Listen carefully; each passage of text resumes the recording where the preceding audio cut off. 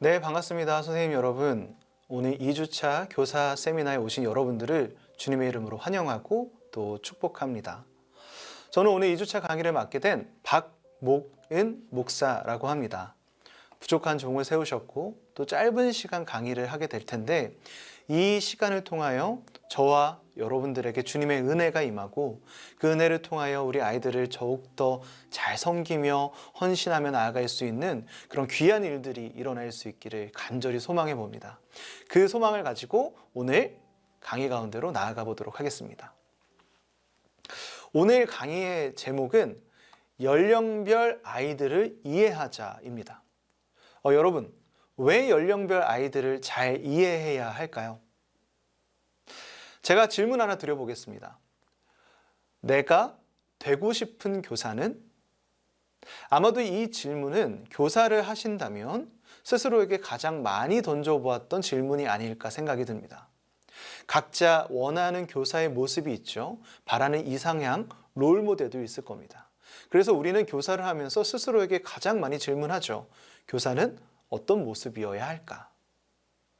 근데요, 여러분, 반대의 질문을 하나 드려보도록 하겠습니다. 바로 이 질문이죠. 아이들이 원하는 교사의 모습은? 여러분 혹시 교사를 하시면서 이 질문을 스스로에게 던져보신 적이 있으신가요? 사실 이 질문은 굉장히 중요한 질문이라고 볼 수 있습니다. 왜냐하면 내가 속한 곳이 바로 이 아이들이기 때문에 아이들이 원하는 교사의 모습이 있으며 아이들에게 필요한 교회, 학교의 선생님의 모습이 있을 겁니다. 그렇게 우리는 어쩌면 내가 되고 싶은 교사의 모습보다는 아이들이 원하는 교사의 모습을 먼저 생각하고 그 방향대로 철학과 신앙과 신학을 담아 우리를 갖고 나갈 필요가 있는 것이죠. 그리고 아이들이 원하는 교사의 모습을 이뤄가기 위해서는 바로 이 질문을 할 수 있어야 합니다. 연령별로 알맞은 신앙교육. 각 연령에 맞춰서 하나님께서 이 아이에게 주시고자 하는 가장 귀하고 소중한 신앙교육의 내용들을 우리가 파악하고 그 내용을 가지고 아이들에게 다가간다면 아이들이 원하는 교사의 모습과 내가 바라고 소망하는 교사의 모습을 함께 이뤄나갈 수 있을 겁니다. 만약 여러분들이 연령별로 알맞는 신앙교육이 뭘까요? 라고 질문하면 지금 이렇게 대답하실 것 같아요. 어떤 선생님께서는 예배와 찬양이 최고라고 말씀하시는 분도 있을 것 같고요. 어떤 선생님은 성경 공부가 최고라고 생각하시는 분들도 있을 겁니다. 또 어떤 선생님들은 1대1의 만남이 가장 중요하다고 말씀하시는 분들도 분명히 있을 거예요. 오늘 이 강의에서는 우리가 각자 가지고 있는 이 교사의 모습들, 또 연령별로 알맞는 신앙교육의 많은 생각들을 정리해보고 내가 속한 부서에 대해서 집중해서 생각해보는 시간이 되도록 해보려고 합니다. 한번 같이 들어가 보시죠. 우리가 오늘 강의를 위해서는 한 아이를 그려보아야 할 것 같아요. 수원성교회니까 수원이라는 아이를 한번 그려보시죠. 그리고 이 아이가 하나님의 아이로 어떻게 자라나가는지 한번 같이 살펴보도록 하겠습니다. 자, 이제 수원이가 아기의 때입니다. 여러분, 아기의 특징은 언제일까요? 영아부 분들이 되겠죠. 1세부터 2세라고 봅니다. 이때는 입에 강조점이 있고요. 이때 드러나는 단어는 전적 의존과 신뢰와 보호라는 단어입니다. 영아부 아기들에게서 가장 또렷하게 드러나는 특징이 바로 한 단어로 보자면 전적 의존이라고 말할 수 있습니다. 전적 의존이라는 것이 무엇입니까? 100%를 타인에게 의존하는 존재라는 뜻이에요. 여러분, 이 시기에 아이들에게 가장 활발한 신체 활동이 무엇일까요? 그렇습니다. 바로 입입니다. 아까 그려보았던 이 수원이에게 그려져 있는 입이지요. 여러분, 입은 주는 것을 받을 수밖에 없는 신체 기관이잖아요. 그래서 입을 통해 100%를 의지하게 됩니다. 아직 이 영아기의 아이들은 자신의 몸을 가누기가 어렵고 인지적으로 발달되지 않았기 때문에 타인에게 의존할 수밖에 없는 것이죠. 입으로 의존하는 겁니다. 그렇다면 여기서 타인은 누가 될까요? 그렇습니다. 보편적으로 타인은 부모, 보호자라고 볼 수 있어요. 우리는 아이를 보면서 이런 질문을 하게 됩니다. 이렇게 타인에게 전적으로 의존할 수밖에 없는 이 아기가 과연 하나님을 느낄 수 있을까? 우리가 예배를 드리고 기도하고 헌금을 드리고 설교를 듣고 그런 일련의 예배의 모든 과정이 아기들에게도 전달될 수 있을까? 그런 질문을 우리가 할 수 있습니다. 결론부터 이야기해보자면 가능합니다. 인간은 태어남과 동시에 하나님과 교제할 수 있는 인격적인 존재라고 말합니다. 여러분, 이것이 무슨 뜻일까요? 더 정확히 이야기해보자면 전적으로 타인에게 의존하는 존재이기 때문에 의존하고 있는 이 존재를 통해서 하나님과 교제할 수 있다는 말입니다. 즉, 보호자를 통해서 하나님과 교제할 수 있다는 뜻이에요. 전적 의존을 하고 있는 아기가 졸려서 울면 엄마가 안아줍니다. 잠에서 깨서 불안하면 부모가 와서 토닥여줍니다. 배가 고프면 때에 따라 보호자가 와서 젖을 물려주고요. 소변을 보고 나서는 제때제때 그 기저귀를 갈아줍니다. 그 순간 아이가 느끼는 감정이 무엇일까요? 그렇습니다. 바로 평안함과 안정감을 느끼게 됩니다. 아, 내가 두려움과 불안에 있지 않구나라는 것을 느끼게 된다는 말이죠. 보호자를 통해서 그것을 느끼게 됩니다. 그리고 이런 프로세스를 통하여 아기가 하나님을 느끼는 것이 가능해지죠. 참 놀라운 시기입니다. 그래서 이러한 영아기의 특징을 가지고 영아부 교사의 핵심 키워드를 뽑아보자면 바로 신뢰와 보호라고 말할 수 있어요. 이 이야기가 무엇일까요? 영아부의 예배 안에서는 아기들에게 끊임없는 신뢰와 보호의 메시지가 주어져야 합니다. 예배 시간에 와서 엄마와 전도사님과 선생님과 목사님들이 나를 바라봐주고 나를 안아주고 나를 품어주고 나를 향해 웃어주는 그 모든 분위기를 통하여, 즉 함께하는 선생님의 표정과 얼굴을 통해서 그 안에 들어있는 하나님을 간접적으로 느끼고 경험할 수 있다는 뜻이에요. 그래서 영아부의 교사들은 최대한 밝고 최대한 사랑이 많은 모습을 보여줘야 합니다. 그렇지 않으면 어떻게 될까요? 대예배 시간에 우는 아기 한번 보신 적 있으세요? 저는 어릴 때 이렇게 신앙생활을 하면서 그런 모습을 굉장히 많이 보았는데, 대예배 시간입니다. 목사님이 아주 엄숙하고 조용한 분위기에서 설교를 하고 계세요. 아주 조용한 상황이라서 작은 소리도 막 잘 들립니다. 근데 이때 아기가 막 울기 시작해요. 울음을 터뜨립니다. 이때 대부분의 어머니들은 어떠한 선택을 할까요? 아이의 입을 탁 막고요. 예배당을 급하게 뛰쳐나갑니다. 저는 이 모습을 굉장히 실제로 많이 보았어요. 그런데 여러분, 이 순간에 아기가 평소와 다른 엄마를 느끼고 경험하게 됩니다. 우리 엄마가 평소랑 다르네? 내가 뭘 잘못한 건가? 그러면서 순간적으로 불안함을 느끼게 되는 거예요. 그것이 아기가 예배 속에서 느끼는 하나님에 대한 인식과 이어질 수 있다는 것이죠. 그리고 그것이 계속 반복한다면 아기는 하나님을 그렇게 인식할 가능성이 높아집니다. 그래서 이 시기에는 불안함과 두려움이 아닌 끊임없는 신뢰와 보호로 그 아기가 평안하고 안정감을 느낄 수 있도록 도와줘야 합니다. 즉, 사랑이 쏟아져야 하는 시기이죠. 정리해보자면 여러분, 아기는 밭이라고 말할 수 있습니다. 여러분, 밭은 바람이 불면 바람을 맞죠. 햇빛이 쬐면 햇빛을 맞습니다. 비가 오면 당연히 비를 맞고요. 누군가가 그 밭에 더러운 것을 버리면 더러운 것을 맞을 수밖에 없습니다. 좋은 거름을 주면 좋은 밭이 되죠. 여러분, 밭은 선택권이 없습니다. 주는 대로 받아야만 하죠. 그래서 영아부 시기에는 끊임없는 신뢰와 보호, 사랑을 부어주어야 합니다. 그래서 그 안에서, 하나님 안에서 좋은 아기로 성장할 수 있도록 만들어줘야 하죠. 아이의 예배에 대한 기초를 잘 형성할 수 있는 시기이기 때문입니다. 둘째로 유아부 시기, 우리 수원이가 3세에서 5세가 되었다고 가정해 보시죠. 이때는 막 가슴에 물음표가 생깁니다. 그리고 이때 시기의 핵심 단어는 바로 자기중심과 호기심이에요. 유아부의 아이들은 이제 걷고 뛰기 시작합니다. 영아 때 하지 못했던 만지고 기어오르고 뛰고 직진하면서 세상을 경험하게 돼요. 주는 것만 받을 수밖에 없었던 의존적인 영아기에서 이제 내가 갖고 싶은 건, 내가 먹고 싶은 것을 요구하기 시작합니다. 그걸 주장하기 시작하죠. 그러면서 자율성이 생기기 시작합니다. 그래서 영아기와 다르게 두드러지게 다른 점이 무엇이냐?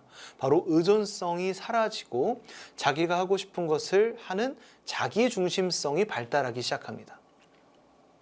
여러분, 자기중심성이 늘어나게 되니 당연히 세상에 대해 많은 호기심을 갖게 되겠죠. 내가 경험하고 싶은 것들에 대해서 다 호기심을, 질문을, 물음표를 던지는 겁니다. 그래서 세상이 주는 경험과 지식들이 영아기에 비하자면 아주 비약적으로, 폭발적으로 늘어나는 시기라고 볼 수 있습니다. 기독교 교육학자들은 이 시기를 전조작기라고 했어요. 쉽게 설명하자면 경험하는 것은 너무 많은데 이 경험들을 어떻게 대처해야 할지 아무것도 없는 상태를 말합니다. 다루는 법이 전혀 내재되어 있지 않는 시기가 바로 유아부 시기이죠. 이런 유아부 아이들의 특징을 보면 아주 핵심적으로 효과적으로 전달할 수 있는 교육 방법이 있어요. 바로 모방의 타자입니다. 모방의 타자라는 것이 무엇일까요? 아주 쉽게 표현해 보자면 모방은 남을 따라하는 것이죠. 그러면 따라할 수 있는 사람이 되는 것, 그것이 가장 이 시기의 효과적인 교육 방법이라는 거예요. 예를 한번 들어보겠습니다. 웃음의 모방이란 말 들어보셨어요? 만약 한 유아기의 아이를 보면서 이렇게 미소를 짓잖아요. 그럼 그 아기는 앞에 있는 사람을 보면서 동일한 미소를 짓게 됩니다. 이 미소가, 이 웃음이 아이에게 모방되는 거죠. 이런 것이 바로 모방의 타자입니다. 이해해서 따라하는 것이 아니라 그냥 보여서 따라하는 거예요. 호기심이 생기고 궁금하고 재미있어서 따라하는 겁니다. 그래서 좋은 모방의 타자가 있으면 그 타자를 따라하면서 좋은 교육이 일어나게 된다는 것을 의미하죠. 바로 이러한 유아기의 특징을 가지고 우리 유아부 교사들의 핵심 키워드를 뽑아내자면 바로 좋은 모방의 표본이 되는 겁니다. 매우 심플하죠. 좋은 유아부의 분위기, 좋은 표정, 좋은 말과 좋은 말씀과 좋은 워십 등을 모방할 수 있도록, 아이들이 따라할 수 있도록 잘 준비하셔야 합니다. 예쁘고 바른 모습으로 기도하는 모습이 필요합니다. 아이들은 그 모습을 보면서 기도를 모방하겠죠. 찬양할 때는 그 누구보다 기쁜 표정으로 몸짓으로 율동하는 모습을 보여주셔야 합니다. 왜냐하면 그 모습을 보면서 아이들이 동일하게 찬양을 하게 되겠죠. 말씀을 아름다운 미소로 전해줘야 하고 부서 내에는 안아주고 보듬어주는 따뜻한 교사들의 모습이 풍만하게 나와야 합니다. 왜요? 아이들은 그런 자기들의 부서 예배에 호기심을 가지고 바라보고 있기 때문이에요. 그리고 그걸 보면서 따라할 것이기 때문입니다. 만약에 오늘 너무 피곤해서 조금 힘든 표정으로 또 무뚝뚝한 몸짓으로 예배를 드리게 된다면 본의 아니게도 아이들에게는 자신의 의도와는 다른 모방이 일어날 수도 있습니다. 나의 힘든 표정, 나의 무뚝뚝한 몸짓을 아이들이 따라할 수도 있는 거죠. 또한 이 시기는 한 가지 팁을 드리자면 혼내면서 가르치는 것을 좀 지양해야 합니다. 이때 아이들은 훈육이 효과적으로 가능하지 않은 시기이기 때문에 오히려 수치심을 느낄 가능성이 큽니다. 만약에 예배 가운데 수치심을 느끼게 된다면 그것은 상당히 위험한 것이 신앙적인 성장이 멈추고 인지적인, 인식적인 능력만 성장하게 돼요. 그렇기 때문에 이를 피하기 위해서는 그저 내가 좋은 표본이 될 수 있도록 끊임없이 노력을 하셔야 합니다. 이 유아부 시기를 한마디로 정리해 보자면 거울이라고 말할 수 있습니다. 보이는 대로 따라하는 시기입니다. 그렇기에 좋은 것을 보고 좋은 것을 따라할 수 있도록 그런 좋은 표본의 선생님이 되시면 좋겠습니다. 네, 이제 수원이가 유치부가 되었습니다. 6세부터 7세라고 볼 수 있죠. 이때 아이들은 주도성과 상상력이라는 중심 단어를 찾아볼 수 있습니다. 유치부의 아이들은 대체적으로 유아부와 비슷하다고 볼 수 있어요. 대신 유아부에 비해서 자기 중심성과 자기 주도성이 아주 크게 증가하는 시기입니다. 부모의 입장에서 보자면 육아에 어려움이 생기기 시작하는 시기이기도 하죠. 그저 의존하거나 따라하는 모방의 시기를 벗어나는 시기이기 때문입니다.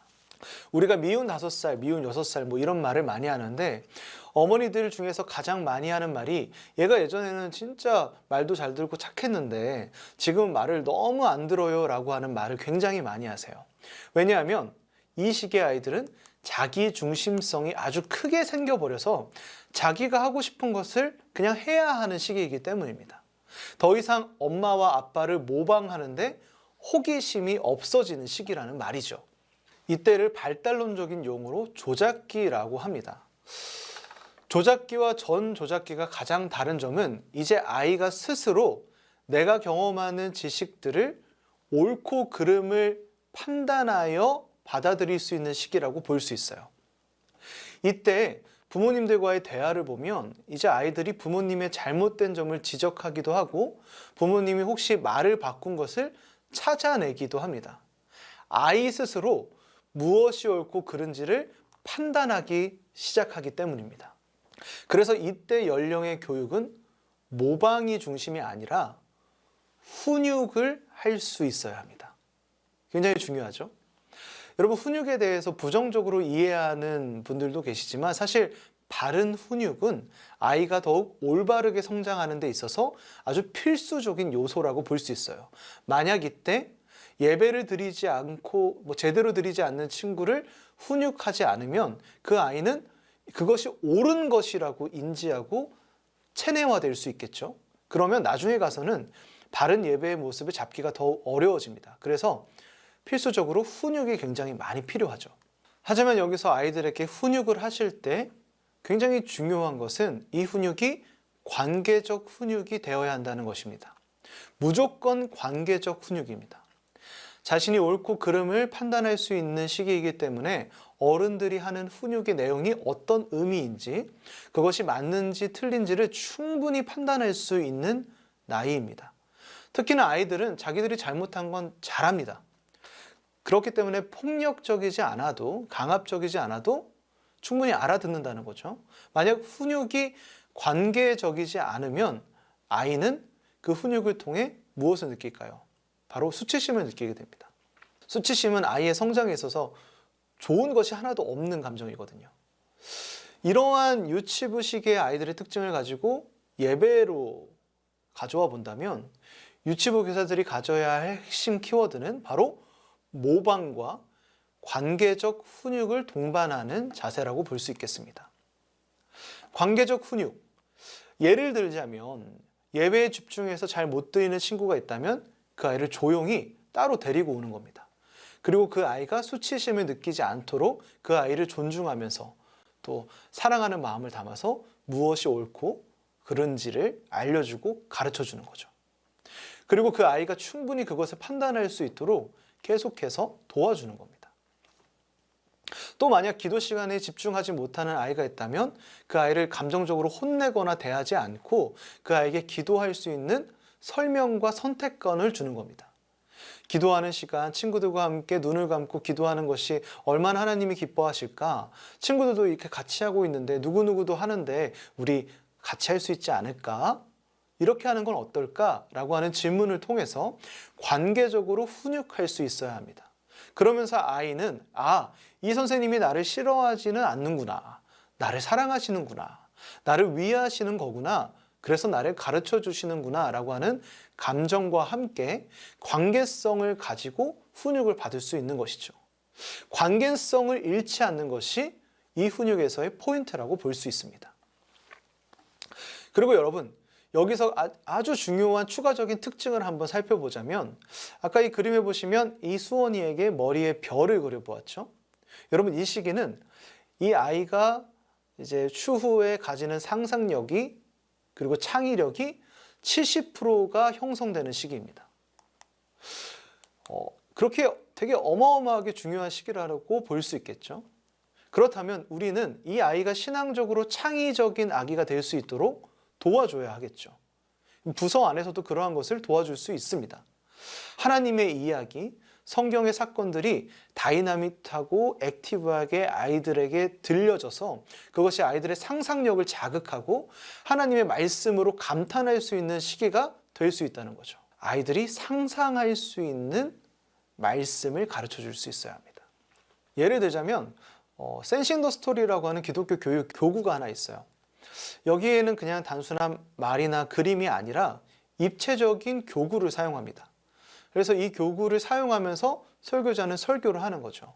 아이들은 그 교구를 보면서 또 직접 만져보기도 하면서 하나님의 이야기를 듣습니다. 동시에 그 이야기를 머릿속으로 어떻게 할까요? 상상하게 될 겁니다. 그 상상이 아이들의 마음속에 감탄으로 자리하게 되겠죠. 이런 식의 접근법이 유치부들에게는 굉장히 효과적이라고 볼 수 있습니다. 이 유치부 시기의 아이들을 한마디로 정리해 보자면 바로 관계성이다 라고 정리해 볼 수 있겠습니다. 좋은 표본이 되면서 동시에 옳고 그름을 판단할 수 있도록 현명한 방향과 기준을 제시할 수 있는 우리 유치부 선생님들이 되면 더욱 좋을 것 같습니다.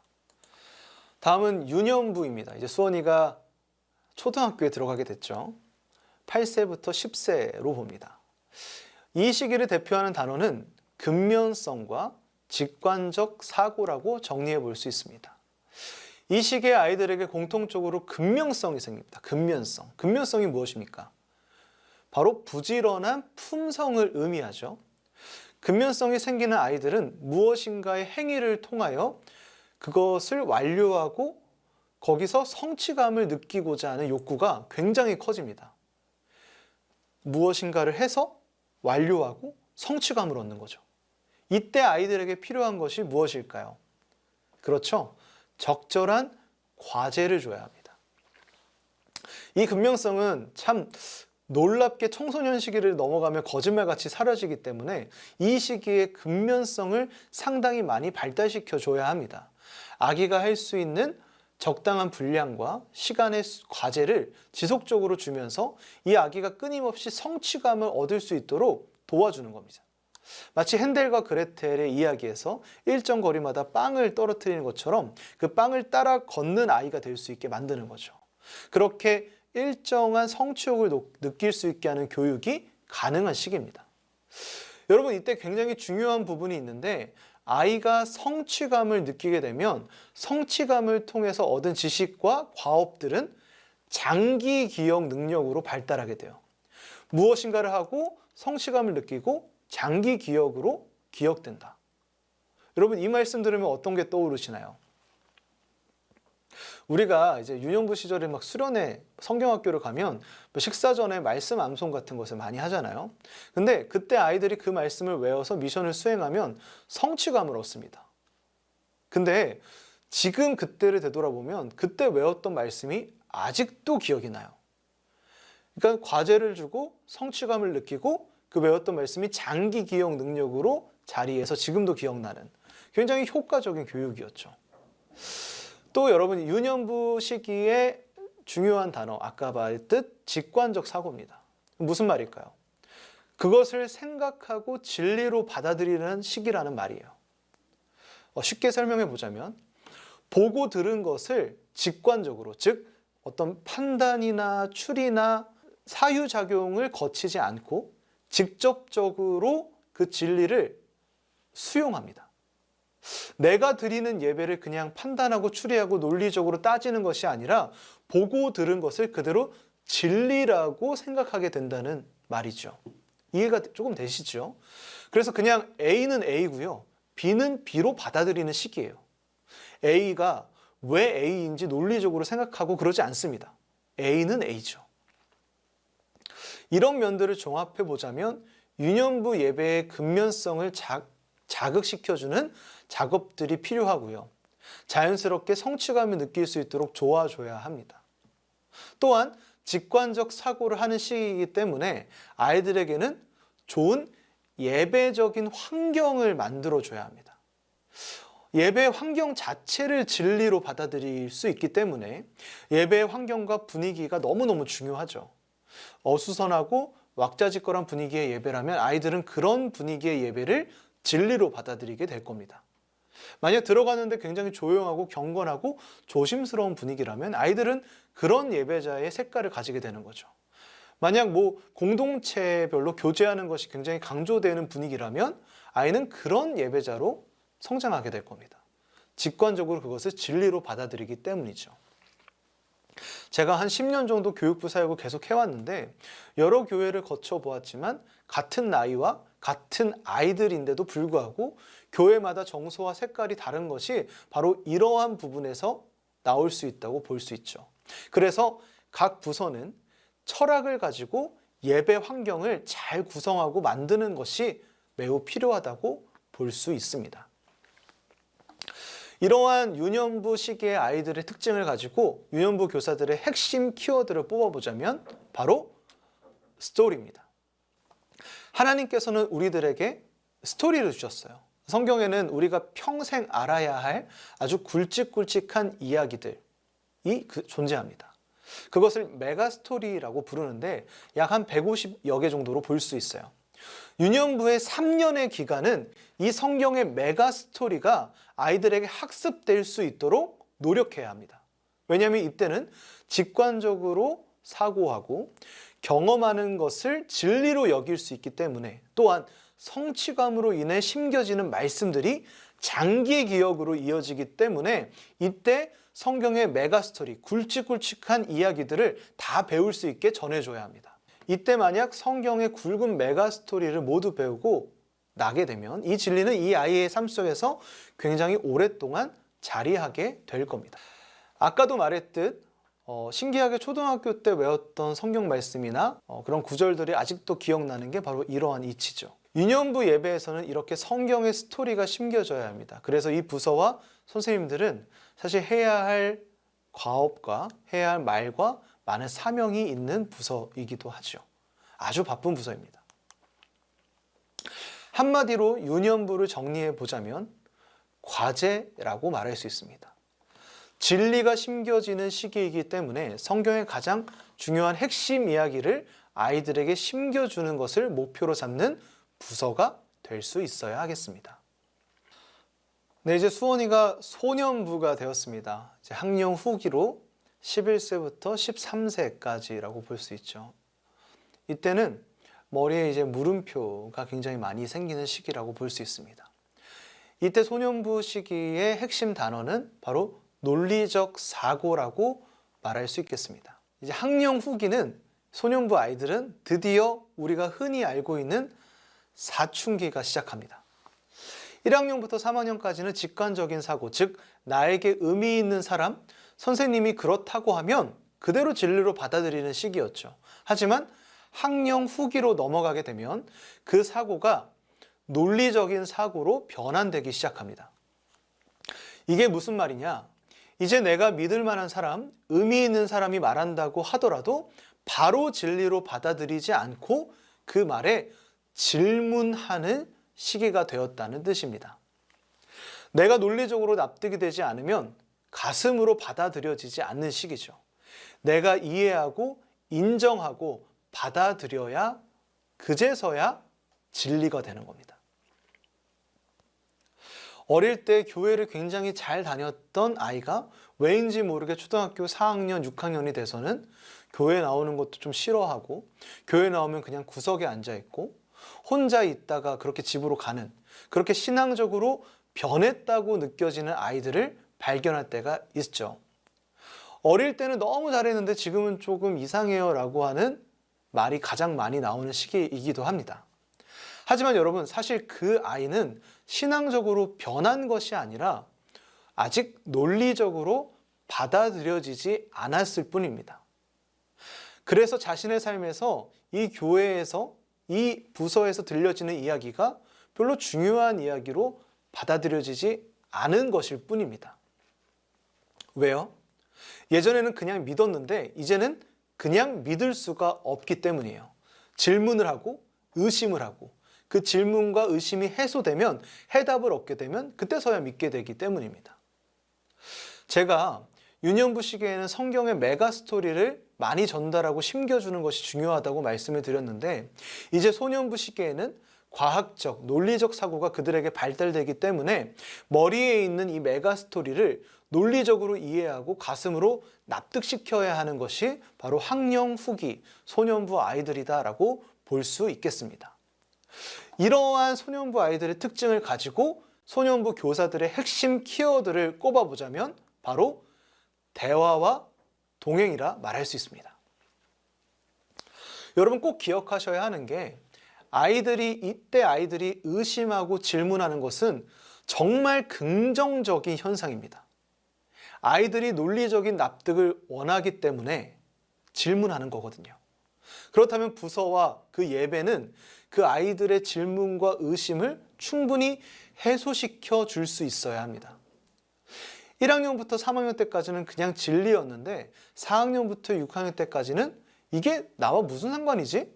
이게 무슨 뜻이지? 라고 하는 질문을 던지고 있기 때문이에요.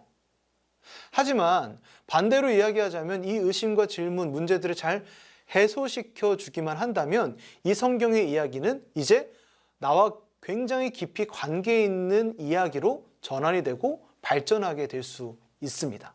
소년부는 그런 큰 가능성을 가지고 있죠. 그리고 그것은 단순히 일반적인 지식 전달로는 불가능합니다. 지속적인 피드백이 필요하죠. 그래서 무엇이 필요하다? 대화. 그리고 그 대화를 계속할 수 있는 동행이 필요한 겁니다. 이때 여러분, 중요한 점은 대화는 가르치는 것이 아니라 진짜 대화를 의미합니다. 말을 주고받는 거예요. 대화가 안 된다라고 말할 때 그것은 서로의 이야기를 듣지 않기 때문에 나오는 표현이죠. 대화는 여러분 쌍방입니다. 내가 알고 있는 것을 말하는 것이 아니라 듣고 이해하고 말하고 다시 듣고를 반복하는 거죠. 그러면서 아이들의 머리에 있는 그 질문들을 가슴으로 끌어내리는 작업을 하는 겁니다.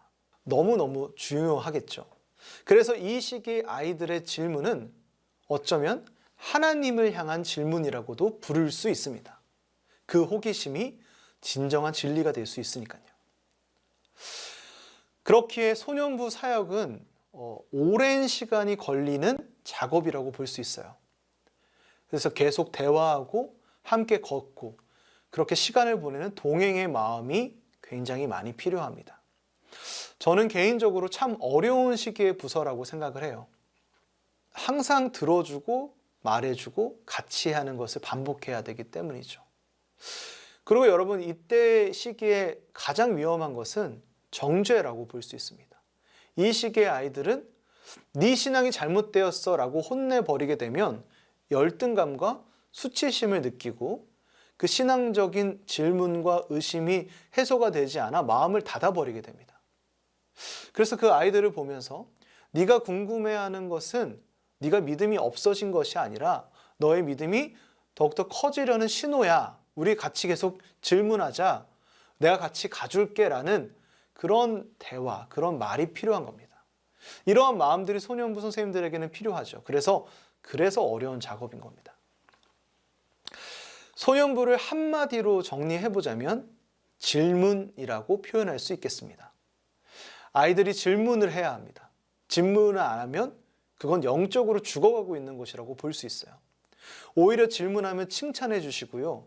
의심하면 반겨 주십시오. 그것이 그 아이의 신앙 성숙의 신호탄입니다.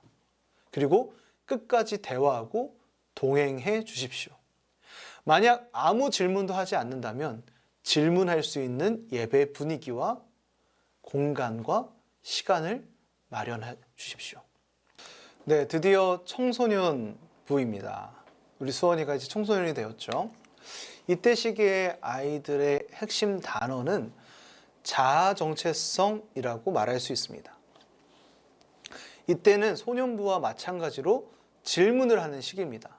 하지만 소년부 때의 질문은 내가 아는 지식에 대한 논리적인 질문이었죠. 하지만 청소년 때는 전혀 질이 다른 질문을 하게 됩니다. 질문의 방향이 내가 아는 지식, 경험, 진리가 아니라 나에게 맞춰져 있는 질문을 하기 때문입니다. 영아부부터 소년부까지 들어왔던 모든 이야기와 경험들이 이제 나를 어떻게 세워가는지를 고민하는 시기입니다. 흔히 말해서 어떤 옷을 입을지를 결정하는 시기라고 봐도 무방합니다. 우리는 살면서 어떤 옷을 입을지 항상 고민하잖아요. 옷이라는 것이 나를 표현하는 방식이기도 하고 동시에 다른 이들에게 내가 어떻게 보이는지를 표현하는 방식이기도 하죠. 청소년은 매일같이 이 안에서 그 고민을 하는 시기라는 뜻입니다. 나는 뭐지? 나는 뭐가 돼야 되지? 나는 누구지? 나는 어떻게 보이고 있지? 나는 어떤 사람이지? 이런 고민들을 계속 끊임없이 하는 시기예요. 그리고 참 안타깝게도 이 시기에 이 질문들은 굉장히 부정적으로 아이들에게 나타날 때가 참 많은 것 같습니다. 예전에 한 TV를 본 적이 있는데 청소년 시기에 아이들을 데리고 실험을 하는 영상이었어요. 자기의 자화상을 그리는 시간이었는데 아이들이 자기의 얼굴을 묘사하고 그것을 그려주는 시기였습니다. 근데 대부분 아이들이 자신의 얼굴을 본인의 실제 얼굴보다 훨씬 못나게 표현해요. 즉 이게 무슨 뜻이겠어요? 스스로를 아주 부정적으로, 아주 부족하다고 생각한다는 뜻이죠. 왜 그럴까요? 저는 이 시기의 아이들을 거울 앞의 아이들이라고 말합니다. 청소년부의 아이들은 매일매일 거울 앞에 서는 아이들이에요. 그런데 이 아이들은 나에 대한 질문이 높아지다 보니까 자연스럽게 내가 되고 싶은 이상과 꿈을 갖게 됩니다. 외모적으로는 연예인을 좋아할 수도 있고요. 어쩌면 성공한 이들을 좋아할 수도 있고 그들의 외모와 부를 자연스럽게 부러워하고 나의 이상으로 삼게 됩니다. 머릿속에는 그 이상이 가득한 거예요. 그 이상을 가지고 있는 상태에서 거울 앞에 섭니다. 근데 여러분, 그 거울에 비친 내 모습이 내 머릿속에 있는 내 이상과는 비교도 안 되게 초라한 거예요. 내 이상과 거울 앞에 현실의 나를 발견하게 되는 겁니다. 이 이상과 현실의 격차가 가장 크게 벌어지는 시기가 청소년 시기입니다. 그리고 그 괴리감의 공간이 굉장히 거대해져서 굉장히 고통스럽게 힘들게 보내는 시기가 청소년부라고 볼 수 있죠. 그래서 우리 아이들을 보면 정상적으로 보이고 아무 문제가 없고 밝아 보여도 사실 그 아이의 마음에는 거대한 폭풍이 휘몰아치고 있을 가능성이 매우 큽니다. 이상과 나의 현실이 이 괴리가 굉장히 크기 때문이에요. 아이들은 거울 앞에 서서 스스로를 가장 못났다고 생각합니다. 이상과 현실의 자기 모습의 괴리감, 그 공간으로 인해 극심한 불안감과 초조함을 느끼게 돼요. 그리고 마음속으로 이렇게 이야기하죠. 나는 내 생각대로 될 수 없는 존재야. 나는 그렇게 될 수가 없어. 아이들은 이런 시기를 겪고 있을 거예요. 그래서 이런 아이들이 사실 가장 많이 찾는 방법이 뭘까요? 그렇습니다. 또래 친구죠.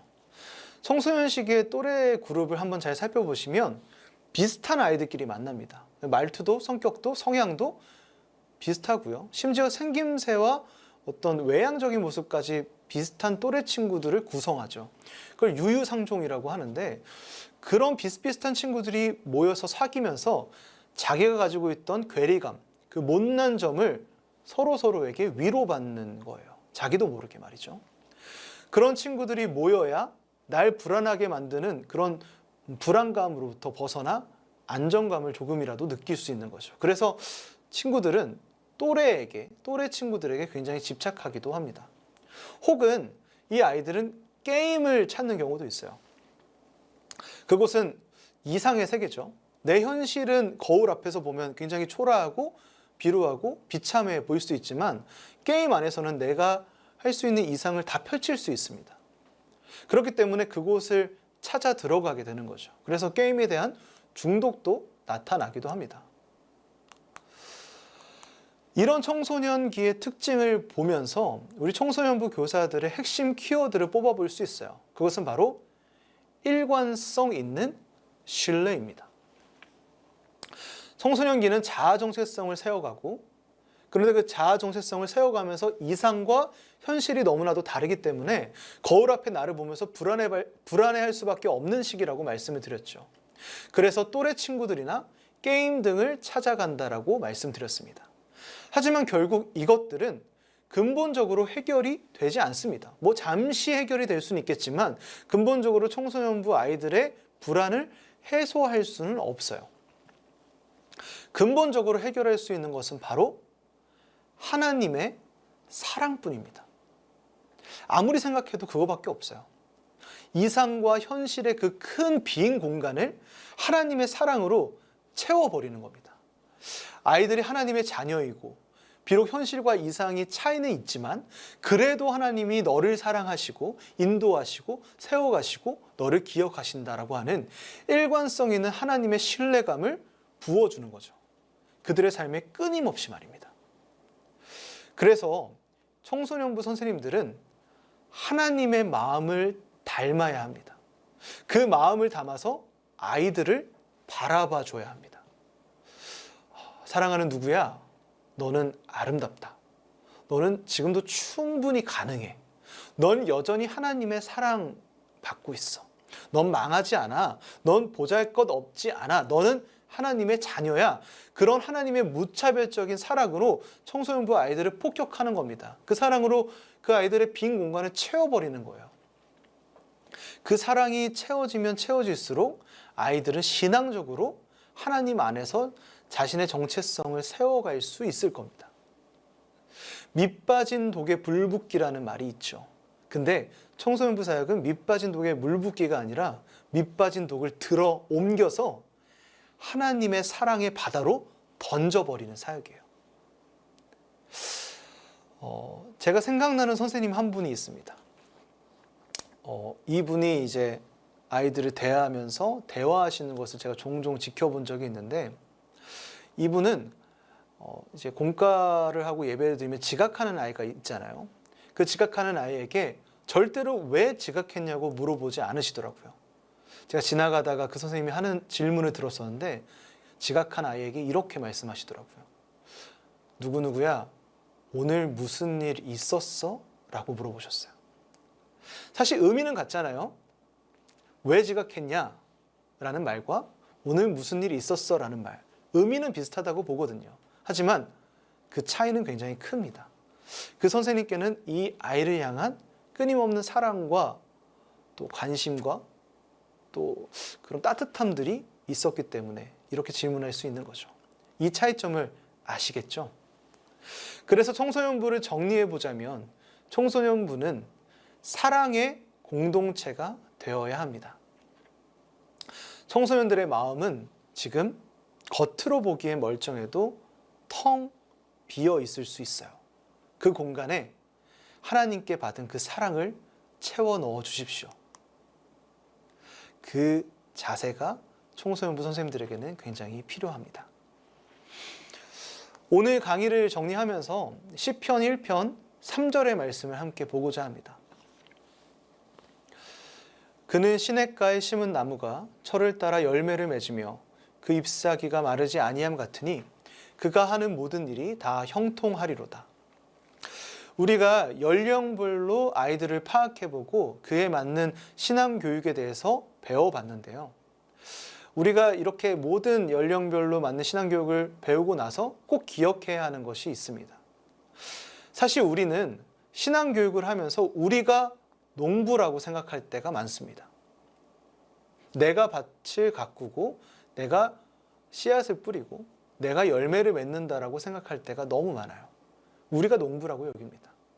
하지만 여러분, 농부는 우리가 아니라 하나님입니다. 어떤 꽃은 봄에만 피고요. 어떤 꽃은 여름에만 핍니다. 가을에만, 겨울에만 피는 꽃들도 있습니다. 그 꽃이 언제 피느냐?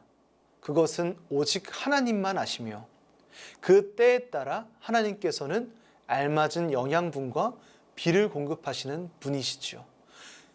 농부 되신 하나님입니다. 우리는 그저 그 농부 되신 하나님 앞에 어떤 선생님은 밭이 되어서, 어떤 선생님은 물이 되어서, 어떤 선생님은 바람이 되어서, 어떤 선생님은 비가 되어서 그 맡겨주신 역할을 감당할 뿐이지요. 결국 우리의 밭의 주인이신 하나님께서 우리 사랑하는 아이들을 분명히 이끄시고 인도하실 것이기 때문입니다. 우리 사랑하는 수원성교회 교사들과 아이들에게 농부이신 하나님께서 꽃을 피워주시는 은혜가 있기를 간절히 소망합니다. 올 한 해 각자의 자리에서 주어진 역할, 그것들을 기쁨으로 감당하는 선생님들이 되시고 농부 되신 하나님과 함께 기쁘게 농사 지으실 수 있는 사랑하는 여러분들 되셨으면 좋겠습니다. 함께 기도하겠습니다.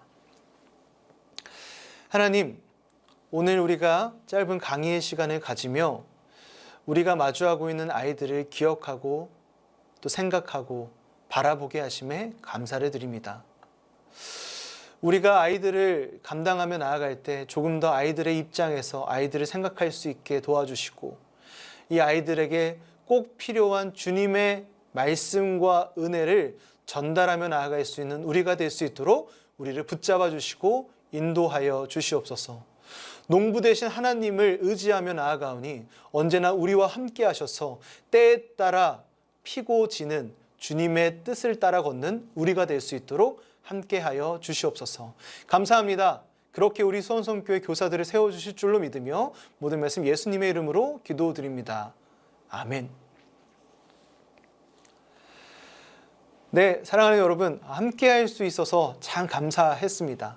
올 한 해 부서와 사역들 잘 감당하시면서 특별히 강건하시고 영혼이 성장하시고 주님이 주시는 은혜를 풍성히 누리며 나아가실 수 있는 건강한 교사들 될 수 있기를 저는 이 자리에서 또 기도하겠습니다. 감사합니다.